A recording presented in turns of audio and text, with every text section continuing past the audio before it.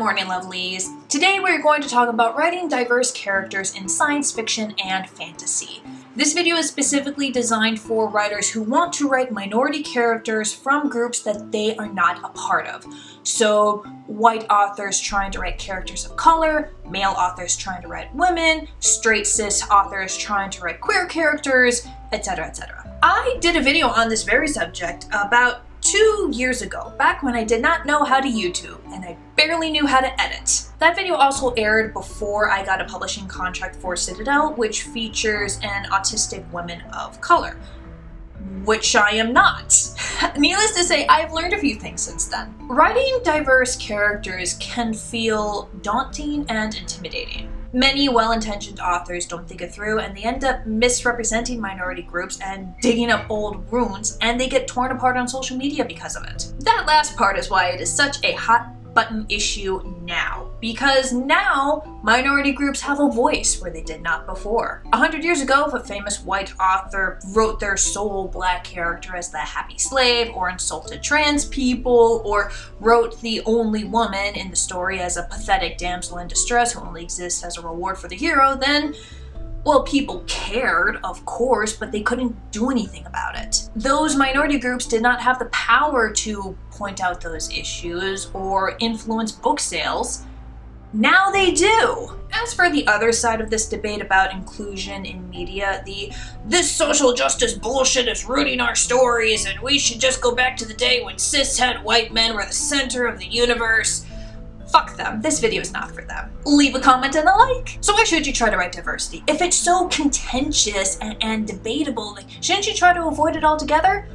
No, and I will tell you why. It is not just to spite the haters, although that is fun. Spite writing is always fun writing. And if that's how you tame the muse, don't let me stop you. And you should not write diversity to try to get brownie points from the liberals and the allies and maybe some actual people in those minority groups. Writers with those types of motivations tend to write their minority characters very poorly, often doing really insulting things like queerbaiting, and then killing off those queer characters anyway, which, by the way, does not count. That's right, if you write a minority character and then kill them off, it does not count as writing diversity. In fact, you will be pissing off your readers even more. Despite the challenges and the intimidation factor, consciously trying to include diverse characters in your story has a number of benefits. You learn about a part of humanity that you probably wouldn't have bothered to learn about before. Self-education is the lifeblood of every good ally.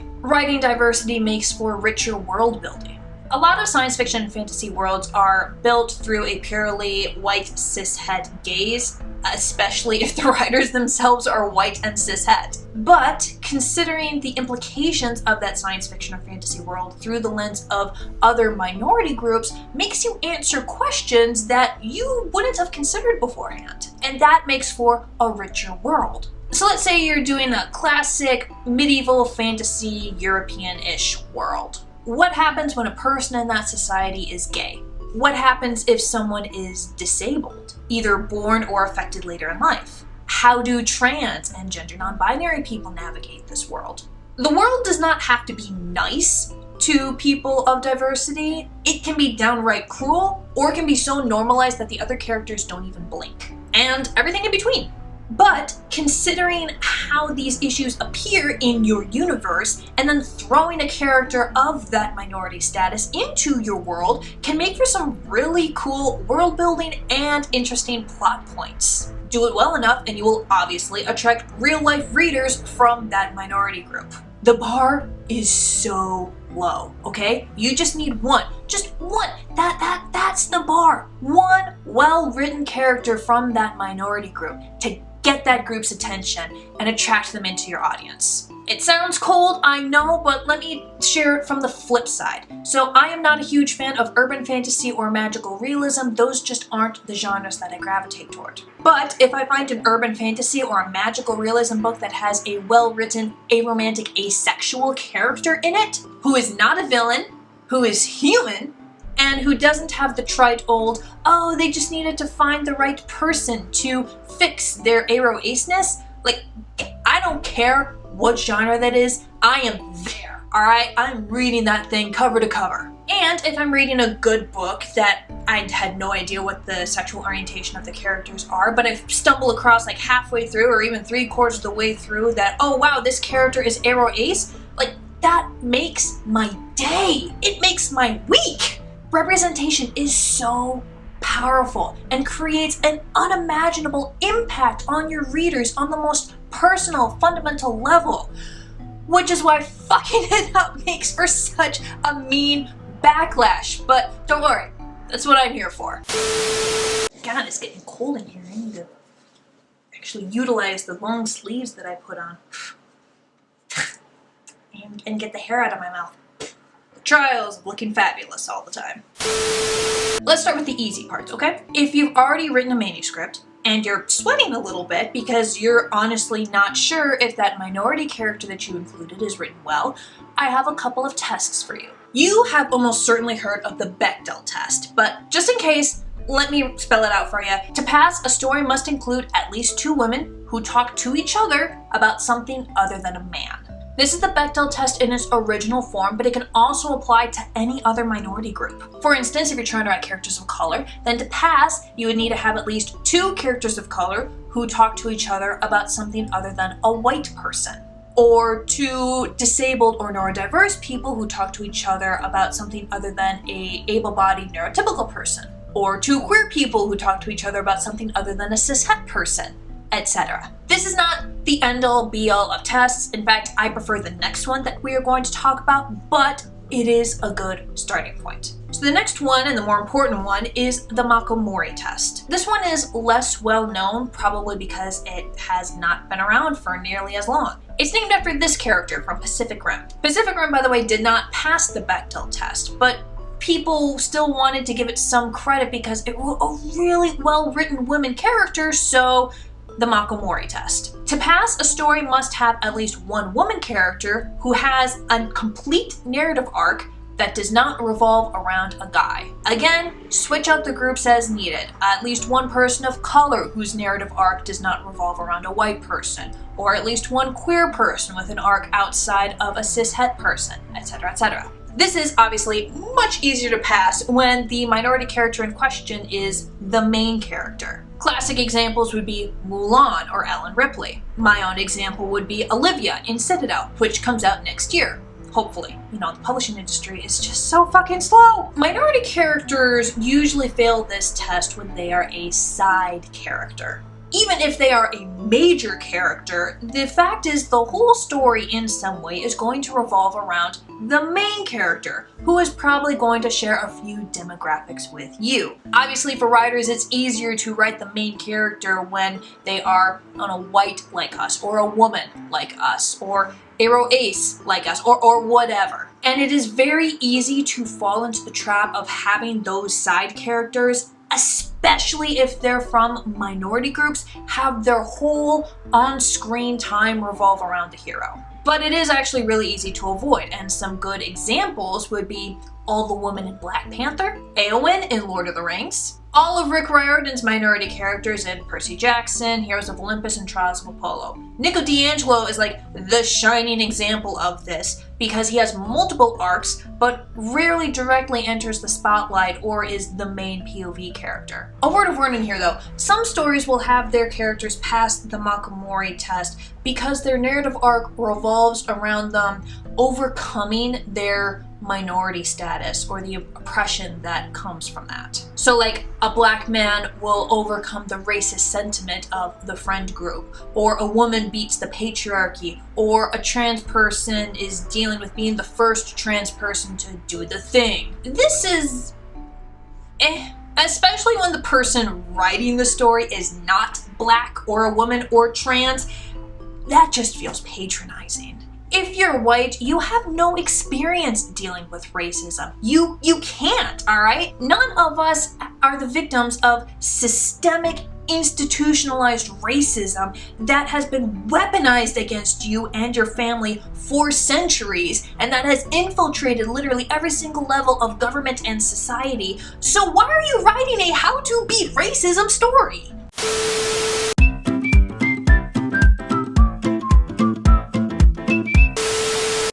saturation of this type of narrative arc also erases every other facet of that minority character. They honestly don't feel like a real character because literally every single scene is about them overcoming oppression. Like, God, can you give them 5 minutes?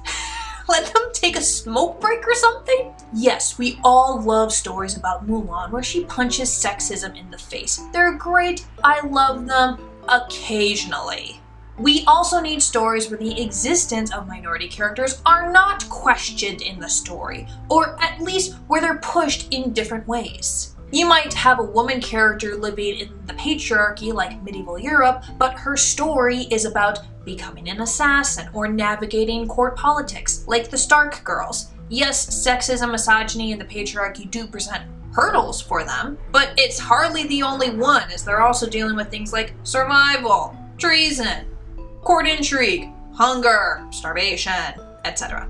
So to summarize this section, passing the Makomori test is a must for writing diversity. Passing the Bechdel test is a nice bonus. But let's say you're nowhere near finished writing your novel, or you're still revising, or haven't even drawn up the outline yet. Before you even think of writing that character, or rewriting if you realized in the last section that, oh shit, I gotta do a rewrite, do your research. I'm going to use Citadel as a personal example to show you my process, although some writers do tackle it a little bit differently with positive results. So we can separate this into 2 steps, real life research and fiction research. We're going to start with real life research. Now, fun fact, I did not intend for Olivia to be neurodiverse at first, alright? I've been writing this thing since I was 12, and that little addition did not happen until like the last year of revisions. But I made that decision to make her non-verbal autistic because it helped cement this atheist woman's outsider status in this sexist, ableist, dogmatic society. And I gotta say, I really liked the idea of throwing more obstacles at her because she spends like half the story basically trying to be a diplomat between humanity and the basically aliens that they're at war with. So let's get rid of her ability to speak and empathize. Now, obviously, after making that decision, I needed to do some research on what autism is. I did have a bit of a personal advantage since I had worked for Dungarvan for over 2.5 years. It's an organization that helps neurodiverse people, people with mental health issues, and people with physical disabilities reach their goals in life. Sort of a job coach plus personal care assistant type of thing. And some of those people had autism on top of everything else. But autism is such a wide spectrum that honestly my 2.5 years didn't tell me much, and honestly, I still don't know everything. I wouldn't even say that I know a majority, but I know enough to be able to say what Olivia can and cannot do, what her coping mechanisms and self-treatments are since she is undiagnosed, and some hurdles that she is likely to have to deal with both in her society and if she were a real person who got like dropped in my living room. You know, first of all, there'd be screaming and panicking because holy shit, this person that I created is now real. What the fuck? Basically, I can hold a 5-minute conversation on this subject with an expert and not look like an idiot. That's your bar, okay? It's like if you were writing a book about a court case. You don't have to be a lawyer, but you should probably know what terms like objection and overruled are. But I didn't just want the medical babble or even the socio-political history. I needed to know, what is it actually like to live with autism? What is the reality for these people? What does a meltdown feel like? Do you hide your diagnosis or advertise it? Why and how?